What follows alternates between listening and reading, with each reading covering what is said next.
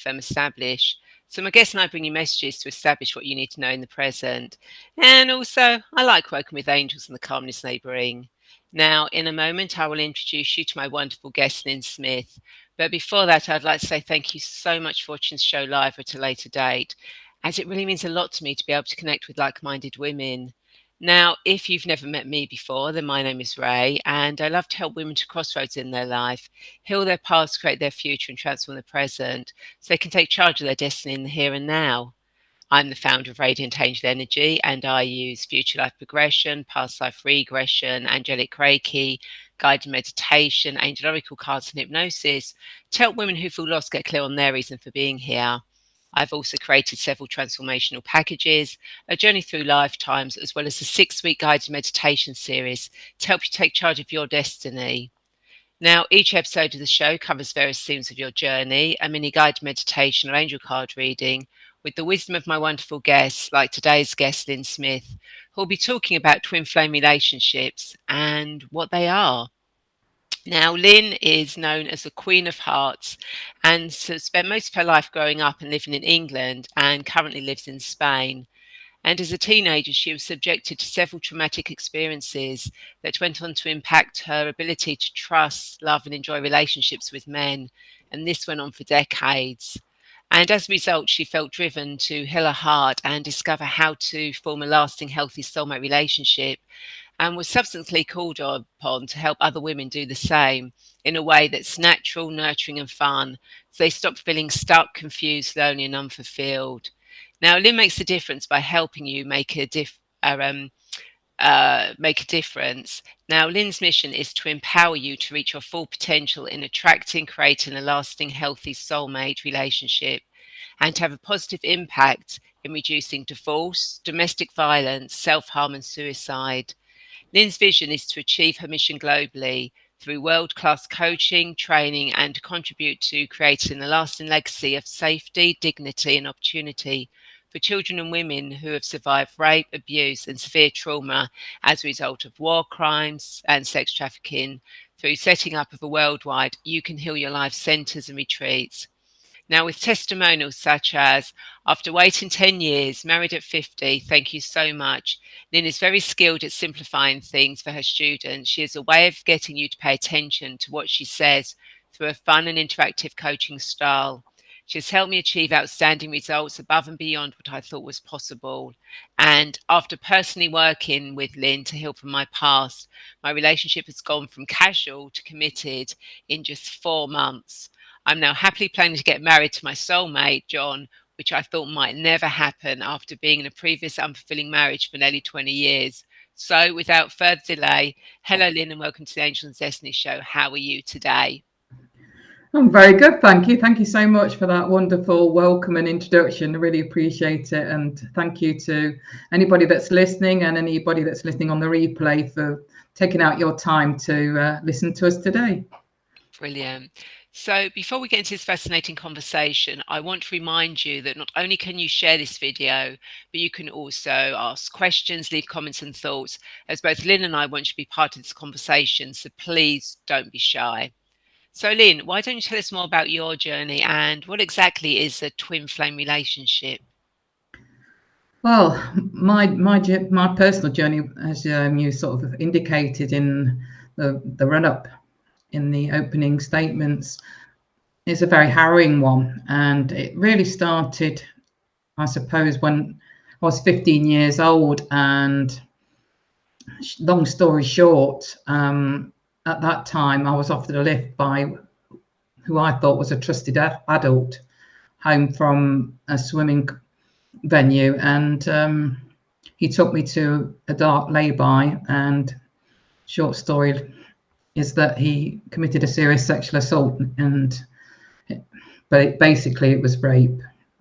And at that time, at that age, I was a virgin, and at the time I didn't have any close relationships with either my mother or my father. And this was in the 70s, at a time when, you know, children were seen and not heard, really. So I suppressed it and didn't tell anybody about what had happened, but it massively impacted my school life, my friendships, and obviously my future within the swimming club. I didn't progress on with that. It affected my education. And unfortunately, literally 3 years later, I had a similar experience, a totally different guy, totally different circumstances. This was more like a date rape situation. A friend of my then boyfriend, who drugged my drink, and had the same experience again. And was just left feeling very humiliated and so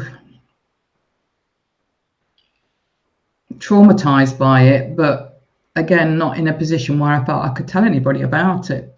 So you can imagine that after those experiences, it massively went on to negatively impact my future relationships. And I can remember also around that age of 18, seriously contemplating suicide. And I was in a position where I could easily do it because at the time I was working as a veterinary nurse. I'd left home, was living above the surgery where I worked. I had the keys to the poisons cupboard, and I actually can remember going to that poisons cupboard and opening the door, looking at the drugs, knowing exactly which ones would kill me, taking one off the shelf and getting as far as almost, doing the deed. And as you can see, I'm still here to speak and tell the tale. So I didn't go through with it. And I think it was the thought of thinking of my younger brother at the time that stopped me, because my mum had recently left my dad, and we didn't know where she was or where she was staying or how long that might be that she'd be away. And my dad was, going through he wasn't a drinker, but he was drinking because of that. He was volatile anyway. They had a very volatile relationship. And I just couldn't leave my younger brother, in that environment with the situation of him coping with my dad and the loss of my mum, and then possibly having to cope with the loss of his sister as well. Yeah, it's so sad, and I mean, it was the 70s, that and things were different now, and you'd like to think that in today, it's a lot easier for people to speak out when they go through those situations. And I just really can't imagine what you went through, but it's so brilliant that you're actually here now. And in fact, Graham says, glad you're still here, Lyn. Oh, thank you, Graham. Really appreciate it. I'm glad I'm here too. Yeah, we all are. So that happened. So how else did that impact you? Well, how did that impact your life? Well, it impacted my life in very extreme ways. I literally went through, I was one of those girls that went through a period of promiscuity on the back of it.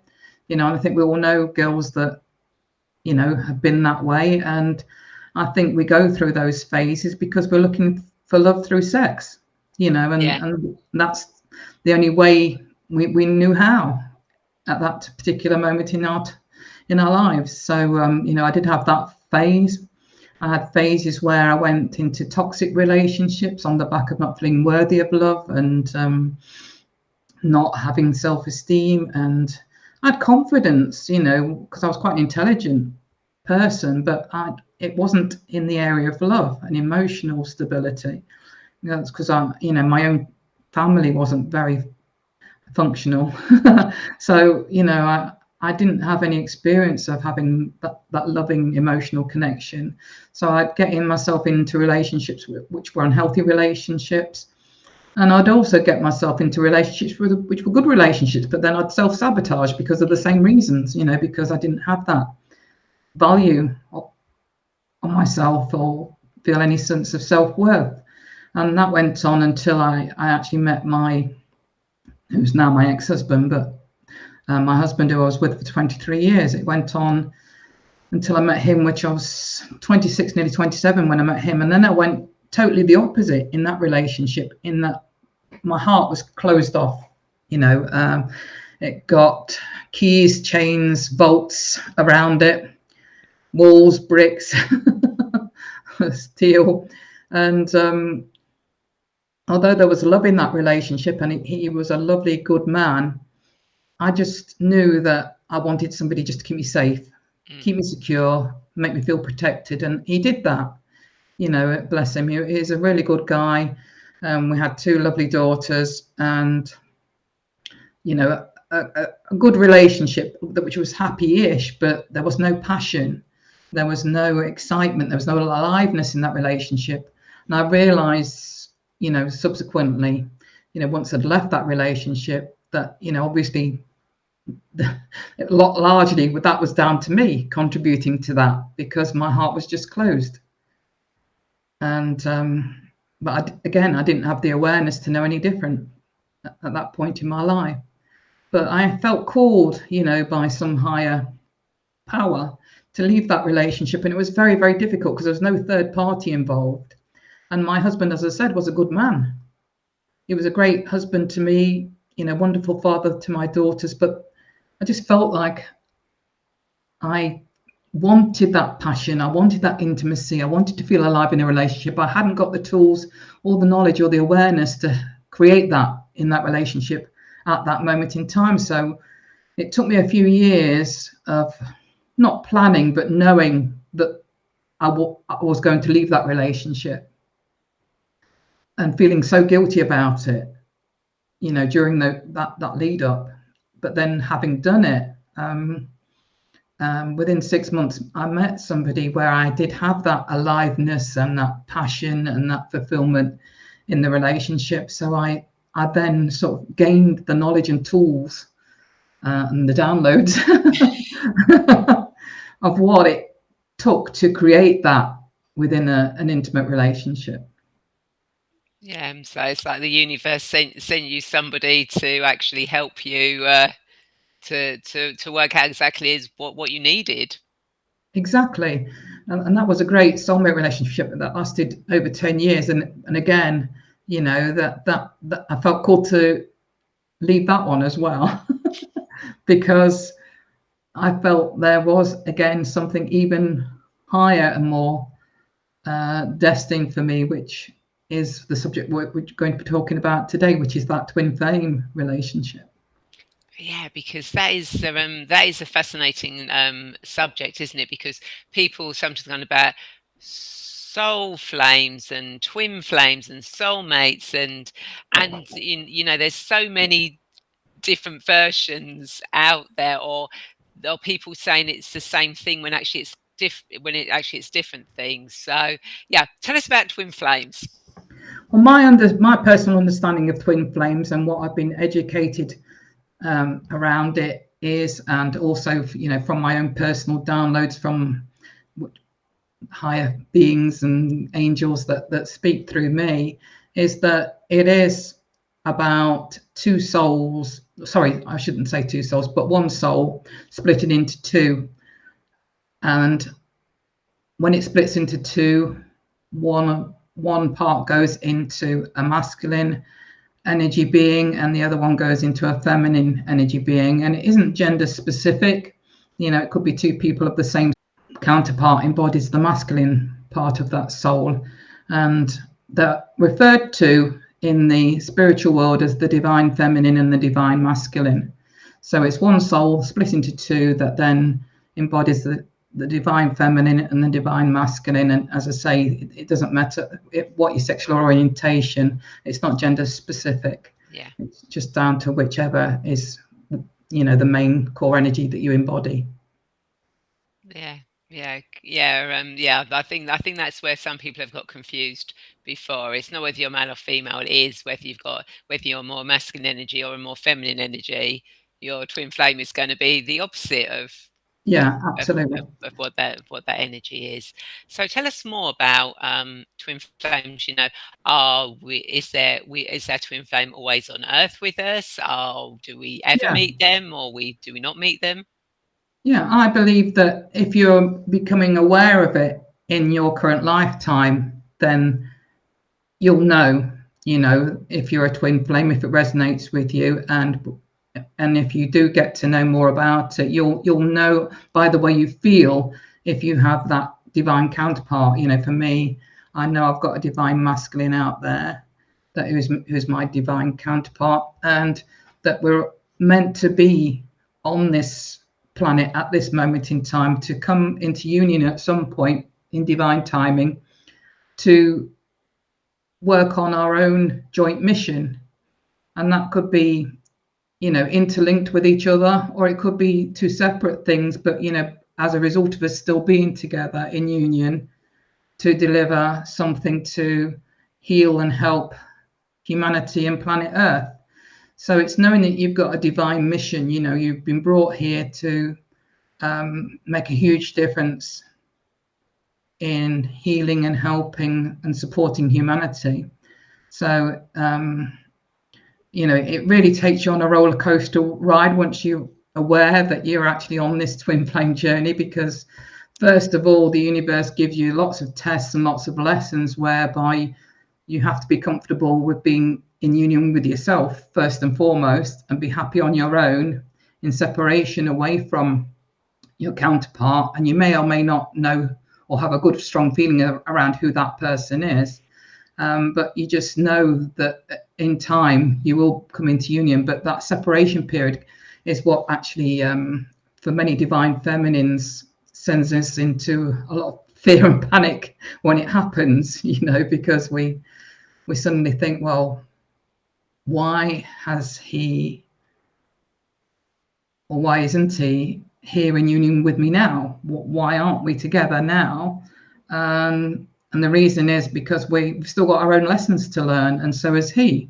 And it's usually the divine feminine that leads the way. She's the one that's usually more spiritually aware. So it's by shining her light and becoming the best version of who she can be, and comfortable with being and looking after herself, and knowing that she's going to be fine on her own, delivering her own mission on her own to start with, if that's what it takes initially, and that she's comfortable without actually needing her counterpart to start with, that it takes some getting used to, and some strength to really have that massive I suppose sense of faith to know that you will come into union, but it's not when you want it to be or in your time. It's going to be when the universe decides it's the right time for you.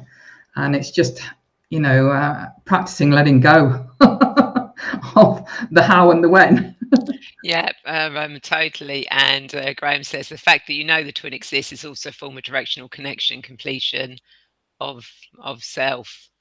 Yeah, it's knowing that you're a divine cake in your own right, and your divine masculine, when you come into union, will be the cherry or the icing on top of that cake. But you're already good. You're the complete recipe in your own right. But there's obviously massive power in having that joint mission once you do come into union with your counterpart. That is feels like a very strong calling. So you'll know if you feel like you are a divine masculine or a divine feminine on the journey, because you have a very strong feeling and a very strong calling that's why you're here. Yeah, absolutely. Yeah. And exactly, I know full well that my twin flames are there. I'm just, just waiting for, I think it's more him now to do his work, because I've done an awful lot of my stuff, and it's actually him now getting his stuff together for us to come together. So yeah, as and when he'll turn up. Until he does, I'll just carry on doing what I'm doing, and that, and and whatever happens in between it. But you also hear about people talking about there's thing about twin flame runners, and what's all that about? The runner is usually the divine masculine. And I think, if you're somebody that's lucky enough to have met your counterpart, then what usually happens is, because they feel the intensity of the connection, and they're not as aware as the divine feminine, and they're not so spiritually in tune.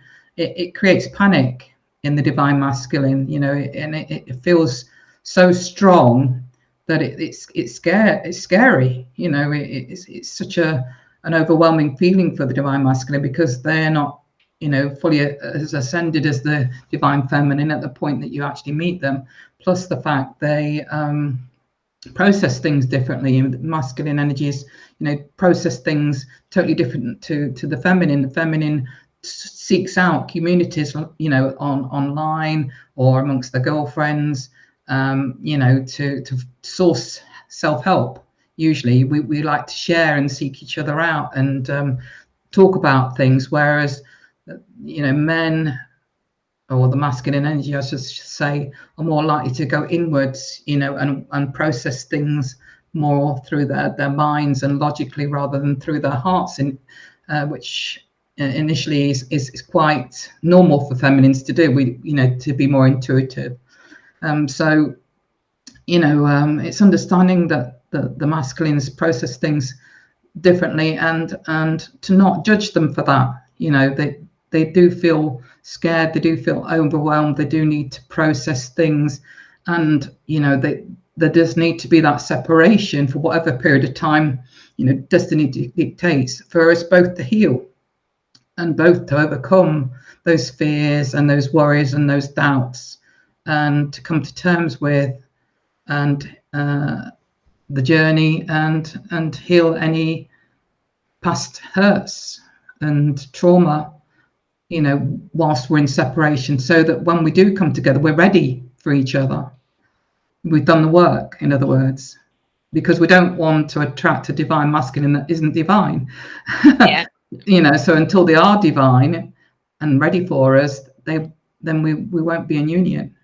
Yeah, makes absolute sense.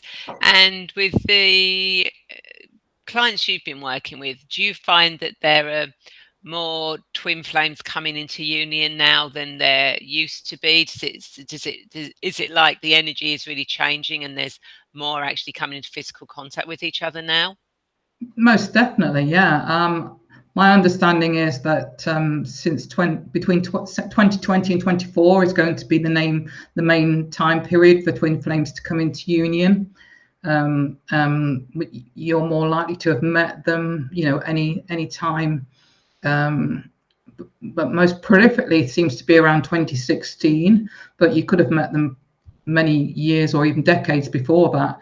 But a lot of people, it seems quite common to have actually met them around 2016, and also, as I say, the time period for a lot of twin flames to come into union is between 2020 and 2024, because there's a massive mission, and you can feel it now because of, certainly since the COVID situation kicked in, there is going to be a need for role models of how to live, a life of awareness and divinity.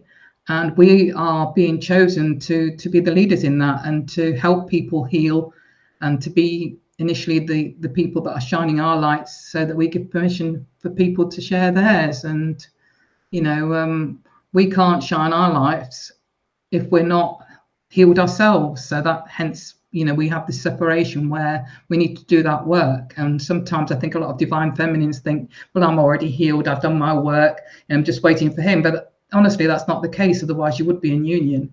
There is work that we still need to do, and we need to realize that that if we're still wanting to know the how and the when, or if we're still questioning or pointing the finger at our counterparts and saying, why isn't he doing this, that, and the other, then that's actually highlighting that you're not ready yet. Yeah, yeah. No, that makes absolutely total sense for that one. So how do you normally work, with your clients to help them attract their twin flame or their soulmate, or what is soulmate? A soulmate is not necessarily a twin flame relationship. But it is a very strong relationship. There isn't the background of it's one soul that's split into two, but two souls that are a very good match for each other, but not necessarily on a divine mission or have been chosen for a divine mission in their lifetime. So that can still be a very great, special, strong relationship. So that's the difference between the two. And it's understanding that we all have masculine and feminine energy. It's just that usually, especially if in opposite sex relationships, usually your more natural, stronger core energy is the same as your gender. It's not always the case. It can be the other way around. But also know that we've all got masculine and feminine energy, so we can equally use our masculine energy even if we're divine feminines in certain contexts, as well as the opposite way around. Our counterparts can use their feminine energy to draw upon if they need to within certain contexts. But it's knowing which is your natural core energy that sits with you, and usually if you're in opposite sex relationships, it's usually the same as your gender, but not always the case. Yeah, totally. So how do you help people? How do you work with them? I just get them to understand that that it's all about the energy that we're exuding, and that it's the polarization of energies that creates the passion and the intimacy and the aliveness. So what I tend to say is, if you can imagine that this is a heart rate monitor. Can you see my fingers and hands there? So if you imagine this is a heart rate monitor, that's the screen now. And the line at the top represents the masculine energy, and the line at the bottom represents the feminine energy. It could be the other way around. It's just that I prefer the man on top. It's just my little joke. Saves you having to do the work. There just needs to be a gap between the two. All right, the gap represents the polarity between the energies, and because there's a gap, there is that bounce of a pulse between the energies. In other words, the more of a gap there is, if it's like this, you haven't got much passion and intimacy. If you're operating in a very gender neutral or very similar energy to each other, you haven't got much passion or intimacy going on in that relationship. But the more there is a gap between the energies, the more polarized the energies are, the more alive that relationship is. And the pulse of that relationship is creating that passion, creating that intimacy, because there is that diversity between the energies, which is what creates attraction, which is what creates passion, which is what creates aliveness. And I think what's happened in today's society, on the back of us, I suppose, misunderstanding what equal opportunities actually means. Equal opportunities actually means, or equality actually means equal opportunities, is what I should have said. So there's been a misunderstanding around what equality means. And equality means equal opportunities. It doesn't mean being the same as. And what we've been educated and parented to be is more the same as men. And men are not the same as women. They physically look different. They physically think different. They are emotionally different. They behave different. And this, again, is around the energy, not necessarily the gender. But, it's not about creating us all to be the same as each other, regardless. It's embracing the differences between the energies that's going to keep the passion and the intimacy and the aliveness of the relationship, more fulfilled. Because we've been educated more in this, as I say, in the name of equality, to be more gender neutral, our relationships have been operating in this middle zone quite a bit, to the point where it was with my ex-husband, whereby the energy was so similar that eventually, it was flatlining. Yeah. And it was going and it was dead, because there wasn't that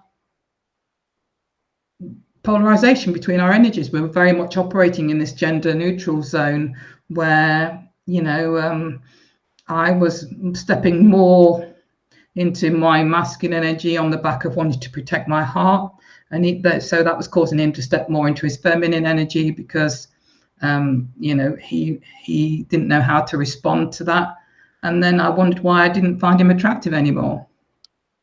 Yeah. Yeah. Yeah. Yeah. Well, when you explain it like that, it makes so much sense. With regards to it. So do you see people in person, or do you see them online, or how do you work with them? Do they have to do courses? Do they have to, how does it work? Yeah, I usually do both one-to-one coaching and mentoring, or courses whereby I can coach one-to-many. So it just depends at what level of investment people want to invest in at any one moment in time. But it is about more, I suppose, today doing it online. I used to love to do it in person, in sort of like a classroom type environment, or even presenting from a stage. But obviously, with COVID situation being what it is, I've had to adapt and do it all a bit different these days. Yeah, which is something we've all had to adapt to, and I think we've done it pretty well. Um, as we've gone along. So yeah, I think we've done really well on that. Absolutely. I think the other thing that's worth mentioning is that within the feminine and masculine energies, it's worth noting that there is healthy masculine energy and unhealthy masculine energy, and healthy femininity and unhealthy feminine energy as well. And quite often, again, we look at men sometimes and think automatically they're toxic, and they're always in their unhealthy masculine energy, and that's not the case. You can have that polarization of energies where it is a toxic relationship and they have got passion, but it's coming from a place of fear.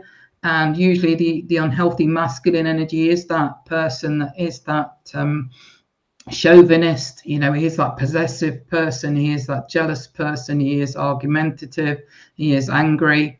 And the feminine energy is more the needy, desperate, victim, subservient, submissive energy in that relationship. So you've got a polarization still, but it's from an unhealthy place, from a place of fear. In those instances, you've got that toxicity and dysfunctional and codependent relationship. So although there's passion, it's not from a healthy place. So it's important to be aware of that as well, because some people can say, I did have passion in my relationship, but it was toxic. So I understand, that is why it was toxic. So what we're aiming for is obviously the healthy version, which is you've still got the polarization of energies, but you've got the masculine energy who's operating from his healthy place of love, and he's instead of being the chauvinist, he's the chivalrous masculine. He's a protective masculine. He wants to keep you safe. He wants to keep you secure. He's a provider, and he's assertive without being controlling. And the feminine in that dynamic is from a healthy feminine, again, from a place of love. And also, she's the nurturing energy. She's essential. She's the caring. She's the flirtatious. She's the graceful. She's the nurturing. And again, you've got the polarization, but it's from a healthy place this time, and a place of love rather than fear.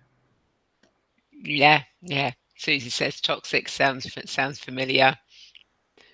So you've got basically what I teach, and this is something I've sort of come to as an understanding, from all the stuff and research that I've done, is that I've devised my own unique idea around presenting this, as looking at it like a bit of a heart rate monitor. This is all my own stuff that I've designed myself, as well as, there can be 5 places where you can be operating from. You can either be operating from, and this is all of us, you're healthy feminine, or you're unhealthy feminine, or you're healthy masculine, or you're unhealthy masculine, or you can be in that middle gender neutral zone. So there's 5 energy areas which we could be living and exuding our energies from.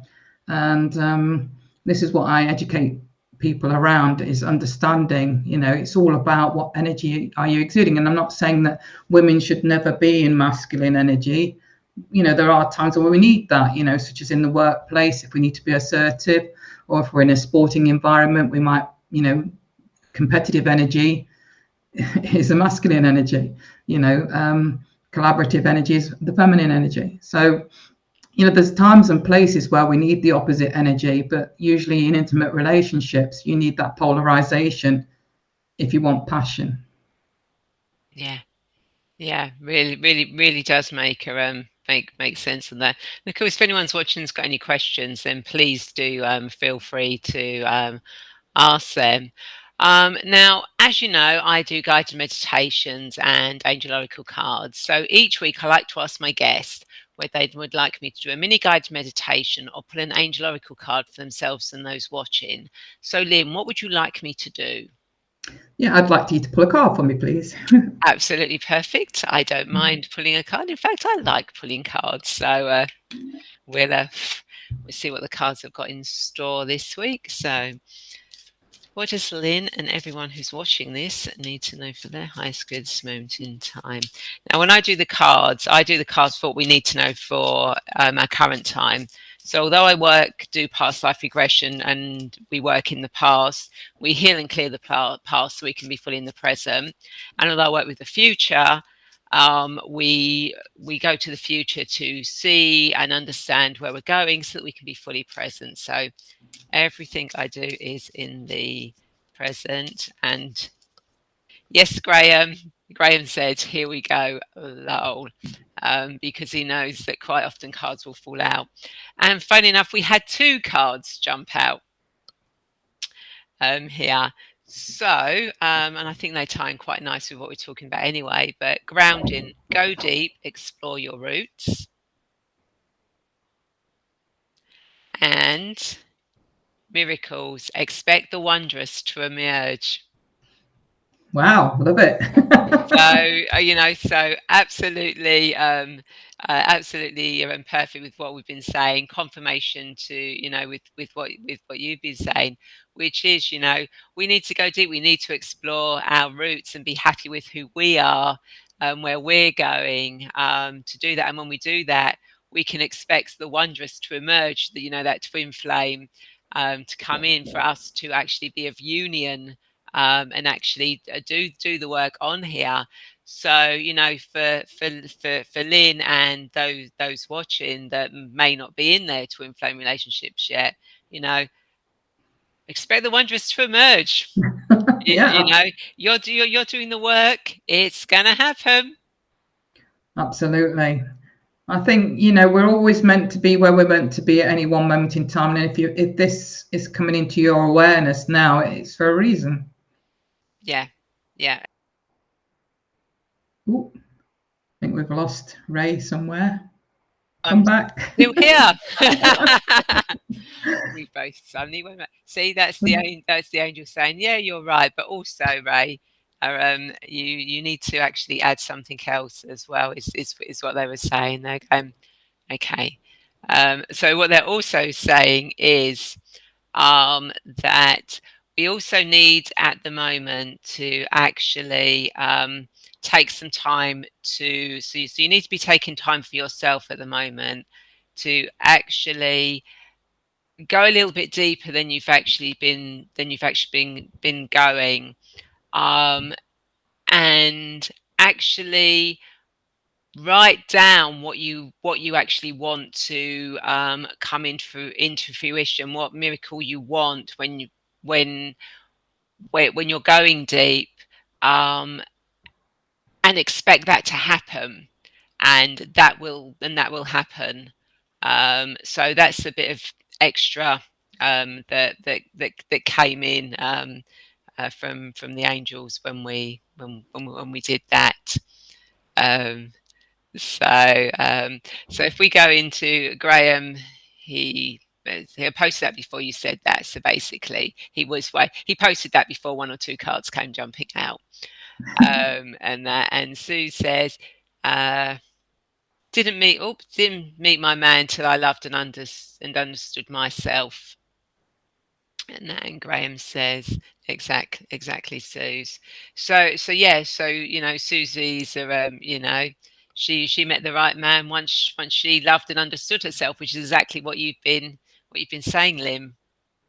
Yeah, and I think, our whole life's journey is around bringing us to that ascension to a level where we totally love ourselves, not in a vain, egotistical Mm. way, but, in a loving, appreciative way where we know our value, we know our worth, we've got healthy boundaries in place, and we are comfortable and happy with that, even without a counterpart or a partner in our lives. We're just good with it, Yeah, and know that, if we're meant to have a divine counterpart in our lives, then trust that the divine will enable them to come to you in divine time, and not feel like you're missing out, having that fear of missing out, that what's meant for you will come to you. yeah. And Graham says, I met my partner after 2 failed marriages, and all troubles ebbed away from that moment onward. Yeah, And that, fabulous. And Mary says, with mine for 37 years, they're both Pisces. Well, I'm a Pisces too. Yeah, it's and and it's amazing that they're we're so quick to hear in the news, relationships breaking down, etc. But there are so many more relationships that are still passionate, that have lasted, they're through time. We just don't really hear about them as much as we do about the ones that break up. No, and it's not. I think there needs to be a different way that we view relationships as well. That there is that. As we become more aware, it's appreciating that it doesn't necessarily mean, when you go through a marriage, that it has to be a death do you part type situation. If it's not right, or you're not meant to be together for life, then that's fine. You can, with love, hopefully let each other go. Yeah. Yeah, perfect. And going on, that Graham says, he's a Cancerian, and Sandy's a Pisces. We're inundated with Pisceans today. So, Lyn, do you have any insights or thoughts to leave our viewers? Yeah, I'd like to just, remind people that it's healthy to understand that you don't have to be buying into this equality, meaning we've all got to be the same. I think it's embracing the differences between the energies, and understanding that it's actually really healthy to embrace that difference and have that difference, because that is what creates the passion, that is what creates the aliveness, that is what creates fulfillment in relationships. And I just think that, we've lost that, through being educated to understand or misunderstand what equality actually does really mean. And unfortunately, I think a lot of it came on the back of feminism, to be honest, because a lot of the, and I don't need me to bash feminists, but a lot of the feminists that I have met are the most masculine energy women I've ever met. And they don't seem to have an appreciation of what it is to be truly feminine, and be, totally embracing what that actually means, and how that can really change your relationships, and what you're attracting in your life. So I think there needs to be something that's an alternative to feminism, which, is about educating people, and especially women, to know that being feminine doesn't mean being weak or being an airhead. Yeah, absolutely. And Graham's got to go. Thank you, Graham, for being here. Thank you. I'll see you on the 24th. Yes, that's a plug for our Angels and Spirits show. Well done, Graham. Yeah, 24th of November, so, Angels and Spirits, where Graham and I will be doing readings for you. I'll be doing angel card readings, and Graham will do mediumship readings. And Mary says, not sure why, but can't like put a heart in the comment. Oh, um, that's very strange, because you were able to put comments hearts a minute ago. and she's looking forward to that as well. So I hope everyone that you've enjoyed this conversation and found insightful, because I know I definitely have. So, Lyn, if people want to connect with you, how do they do that? My best is my actual Facebook profile, and it's Lyn with one N, life coach on Facebook. You know, if you connect with me on my Facebook profile, you'll get all my inspiration and goodies and insights and pieces of wisdom on there. So I look forward to connecting with you all on there. So thank you. You're welcome. Thank you so much, Lyn, for sharing your wisdom. And of course, for anyone watching, if you have reached that crossroads in your life and you need guidance in finding the meaning of your life and getting clear on your path, then I'd love to be that guide for you. So please feel free to reach out and connect with me so we can arrange a free 20 to 30-minute video call to help you gain some clarity on where you're going and how you can empower yourself to take charge of your destiny. And please feel free to join my weekly newsletter and receive a free Future Life progression recording where I take you into a future lifetime to get guidance and clarity so that you can use that in your current life, as well as a couple of other little gifts. And again, thank you so much, everyone, for watching. And I'd like to invite you to share this video, as I'm sure there are more women who feel lost and want to get clear on their destiny just like you. And if you're watching this on YouTube, then please feel free to subscribe and hit the bell button to be notified when the show goes live or when I post new guided meditations. And I look forward to seeing you all same time, same place next week. And Sue says, thank you, ladies, fascinating show. And Mary says, thank you both. And thank you to Mary, Graham, and Suze for joining in the show. And again, thank you, Lyn, for being here. And I will see you all next week. Bye. Bye. It's been my pleasure.